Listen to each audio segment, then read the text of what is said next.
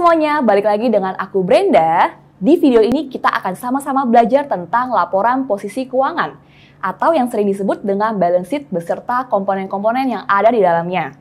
Kita juga akan ulas sedikit mengenai prinsip pencatatan laporan keuangan. Sebelumnya, kita udah belajar kalau laporan keuangan itu terdiri dari 3 bagian utama. Nah, sekarang ini kita akan pelajari bagian pertamanya, yaitu balance sheet. Balance sheet ini terdiri dari 3 komponen, yaitu ada aset, liabilitas, dan ekuitas. Sebagai konsep dasar, aset adalah penjumlahan atas liabilitas dan ekuitas yang dimiliki perusahaan. Artinya, aset tadi itu bisa diperoleh dengan berhutang ataupun dari modal sendiri. Supaya lebih mudah dipahami, kita akan pakai contoh laporan keuangan sebuah perusahaan. Sebut saja Stockbit Chicks sebagai ilustrasi. Stockbit Chicks ini adalah perusahaan food and beverage dengan produk jagoan ayam goreng.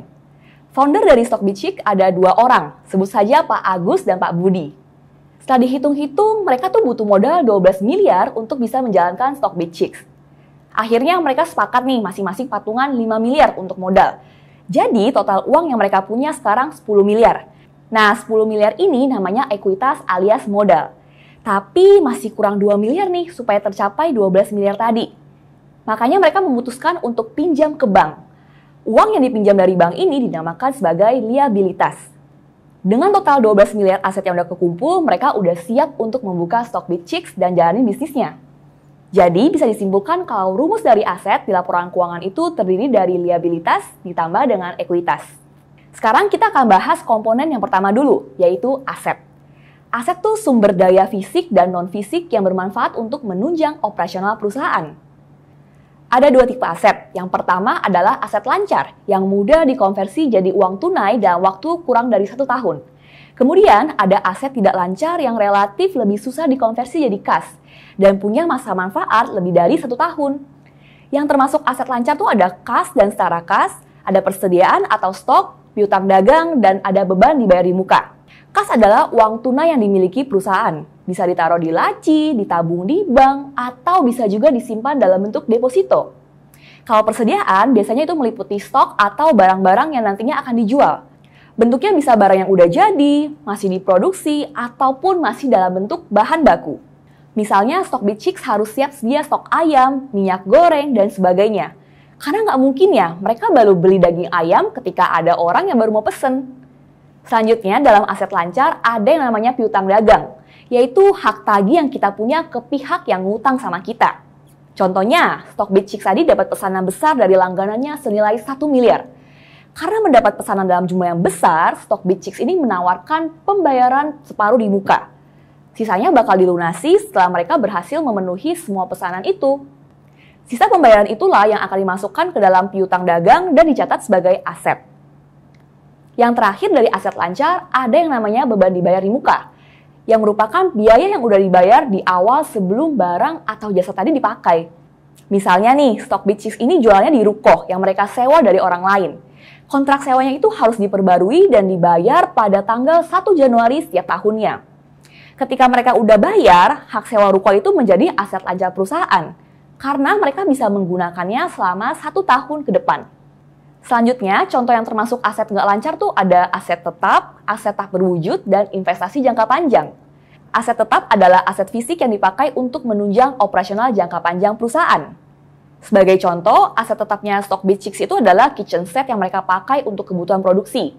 Di dalam aset tetap ada yang namanya depresiasi atau turunnya nilai suatu aset seiring dengan waktu dan penggunaan aset tersebut. Contoh lagi nih, kitchen set Stockbit Chicks itu tadi dibeli dengan harga 1 miliar. Dengan masa pakai 10 tahun. Artinya, setiap tahun nilai kitchen setnya itu akan turun 100 juta. Karena harga awal 1 miliar tadi dibagi 10 tahun masa penggunaannya. Sementara itu, aset tak berwujud sesuai dengan namanya ya nggak ada wujudnya. Tapi, aset ini tetap punya manfaat dan nilai ekonomi. Beberapa di antaranya ada goodwill, hak cipta, hak paten, hak guna, merek dagang, dan hak penambangan. Salah satu contoh dari aset nggak berwujud adalah goodwill. Aset ini muncul ketika suatu perusahaan mengakuisisi perusahaan lain di harga yang lebih mahal daripada harga bukunya. Misalnya, Stockbit Chicks mau mengakuisisi yang namanya Bibit Chicks, yang nilai bukunya itu tuh 12 miliar. Tapi Stockbit Chicks ini belinya di harga 15 miliar. Nah, selisih 3 miliar tadi tuh disebut dengan goodwill. Berikutnya, komponen balance sheet yang kedua adalah liabilitas alias utang. Yang namanya utang berarti sesuatu yang kita peroleh dari orang lain dan suatu saat nanti harus dikembalikan. Dalam hal ini, utang berarti kewajiban finansial yang harus dibayarkan sama perusahaan. Beberapa contoh utang ada utang dagang, utang gaji, utang dividen, utang pajak, utang bank, dan beban lainnya yang harus dibayar. Tapi kalau kita lihat berdasarkan kurun waktunya, ada dua tipe liabilitas, yaitu liabilitas jangka pendek dan liabilitas jangka panjang. Liabilitas jangka pendek ini adalah utang yang jatuh temponya kurang dari 1 tahun sejak tanggal balance sheet. Misalnya, Stockbit6 tadi beli suatu persediaan dengan cara mencicil selama 3 bulan. Maka akan dicatat sebagai liabilitas jangka pendek. Sementara liabilitas jangka panjang adalah liabilitas yang masa pelunasannya lebih dari 1 tahun dari tanggal balance sheet yang tercatat. Misalnya pas Stockbit6 mau beli tanah buat buka cabang baru. Karena mahal harganya, mereka cicil selama 5 tahun dan dicatat sebagai liabilitas jangka panjang. Berikutnya, berdasarkan karakteristiknya, liabilitas dibagi jadi 2 jenis, yaitu interest-bearing debt dan non-interest-bearing debt. Yang pertama, interest-bearing debt itu sederhananya adalah liabilitas yang memiliki bunga, misalnya utang bank atau utang dari nerbitin obligasi. Biasanya, utang ini dipakai perusahaan untuk ekspansi bisnisnya dengan membuka cabang baru misalnya. Sementara itu, non-interest bearing debt adalah liabilitas yang tidak memiliki bunga. Misalnya utang ke supplier, utang gaji, dan sebagainya. Utang ini biasanya cuma untuk bantu perusahaan memenuhi keperluan operasional harian. Komponen yang terakhir dari balance sheet adalah ekuitas alias modal. Jadi ini adalah kontribusi modal si pemilik perusahaan atau pemegang saham atas aset perusahaannya. Dalam ekuitas ini contohnya ada modal disetor, tambahan modal disetor, saham treasury, dan saldo laba ditahan. Modal disetor menunjukkan berapa modal pemegang saham yang disetor ke perusahaan. Misalnya, Stockbit6 punya modal disetor sebanyak 10 miliar yang diperoleh dari patungan Pak Agus dan Pak Budi di awal mendirikan Stockbit6. Kalau tambahan modal disetor muncul ketika perusahaan memenuhi kebutuhannya dengan penambahan modal, misalnya dengan go public, right issue, atau private placement. Kalau saham treasury, dia muncul ketika perusahaan melakukan buyback terhadap sahamnya yang beredar di masyarakat. Kemudian ada saldo laba ditahan atau biasa disebut dengan retain earning. Beda dari ekuitas lainnya, saldo laba ditahan diperoleh dari hasil operasional perusahaan yang tidak dibagikan ke pemegang saham dalam bentuk dividen. Jadi ketika perusahaan mendapat laba, ada 3 opsi tindakan nih. Yang pertama, seluruh laba dibagi ke pemegang saham lewat dividen. Yang kedua, sebagian laba bersih dijadikan dividen, sementara sisanya diputar lagi ke bisnisnya. Dan yang ketiga, semua keuntungan perusahaan ditahan atau disimpan sendiri dan digunakan untuk keperluan bisnis di perusahaan. Biasanya, perusahaan yang lagi ada di fase ekspansi tidak membagikan semua keuntungannya menjadi dividen. Soalnya mereka akan butuh uang itu untuk ekspansi dan mengembangkan bisnisnya. Nah, dana ini yang nanti dicatat sebagai saldo laba ditahan. Balik lagi ke cerita Stockbit6, misalnya, mereka dapat laba bersih 850 juta selama tahun 2019. Dan mereka punya rencana untuk ekspansi ke kota lain.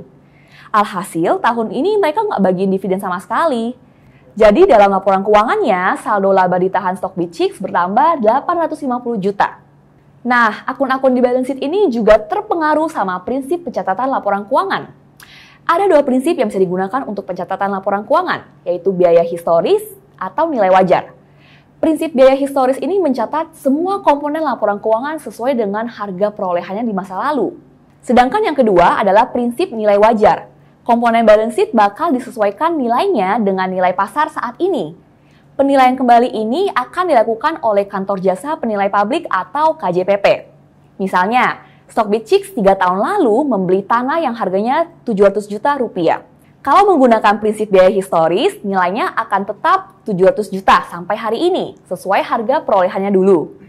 Tapi kalau menggunakan prinsip nilai wajar, ternyata harganya naik jadi 900 juta setelah direvaluasi oleh KJPP. Nah, nilai yang direvaluasi inilah yang akan ditulis di laporan keuangannya Stockbit6 hari ini. Untuk menyimpulkan semuanya, balance sheet akan memberikan gambaran tentang gimana kondisi keuangan suatu perusahaan di satu waktu dan gimana caranya aset diperoleh, apakah itu dari liabilitasnya atau dari ekuitas pemegang saham.